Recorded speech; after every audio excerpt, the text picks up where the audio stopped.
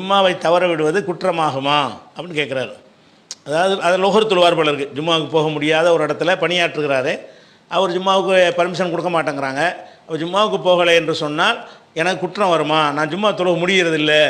ஏன் முடியலைன்னா முஸ்லீம் அல்லாதவர்கிட்ட நான் பணியாற்ற பெரிய கட்டுற மாதிரி எழுதியிருந்தார். அதை நான் சுருக்கி என்ன செய்கிறேன், அந்த கேள்வியை வைக்கிறேன். இதை பொறுத்த வரைக்கும், ஜும்மாவை பொறுத்த வரைக்கும் நீங்கள் அதை விடுவதற்கு பெரிய குற்றம். அது ஜும்மாவை விட்டுக்கிட்டே வந்தீங்கன்னு வைங்க, அதனுடைய விளைவு எப்படி இருக்கும்னு கேட்டால் உள்ளத்தில் சீல் வச்சிருவேன், சீல் வச்சிருவான்னு சொல்கிறான். சீல் வச்சிருவான்னு என்ன அர்த்தம்? ஈமான் எடுபட்டு போயிடும், கொஞ்சம் கொஞ்சமாக போய் இறை நம்பிக்கை இல்லாத மாறி போயிடுவாங்க.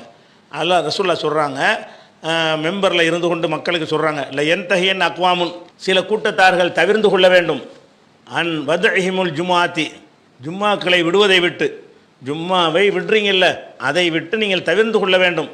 அவ்வளோ யஹ்திமன்னல்லாஹு அலா குலூபிஹிம், அல்லாஹ் இல்லாவிட்டால் அவங்க உள்ளங்களில் அல்லாஹ் முத்திரையிட்டு விடுவான்.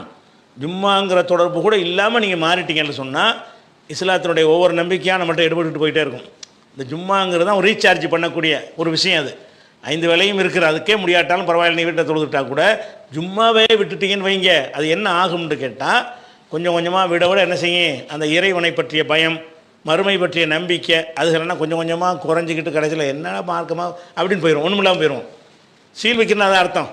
சீல் வைக்கிறதுனா நல்ல விஷயங்கள் இல்லாமல் போயிடும். அப்போ உள்ளத்தில் நல்ல விஷயங்கள் போகாமல் சீல் வைக்கப்படுவதில் கொண்டே தள்ளும் என்று எச்சரிக்கிறாங்க. சும்மலை கூனன மினல் காஃபிலீன், பிறகு நீங்கள் கவனமற்றவர்கள் ஆகிவிடுவீர்கள், மார்க்கத்தில் பிடிப்பில்லாதவரை மாறிட்டுவீங்க. ஜும்மாங்கிற ஒன்று வரும்போது தான் உங்கள்கிட்ட அந்த பிடிப்போடு இருந்துக்கிட்டு இருப்பீங்க. ஜும்மாவும் உங்கள்கிட்ட இல்லைன்னு வைங்க, எந்த ஒரு பிடிமானமும் உங்களுக்கு இல்லாமல் போயிடும். மார்க்கத்தில் எந்த ஒரு நம்பிக்கையும் இருக்காது, பிடிமானம் இருக்காது என்ற அளவுக்கு ரசூலுல்லாஹ் எச்சரிக்கிறாங்க. இது முஸ்லீமில் வரக்கூடிய ஒரு ஹதீஸு.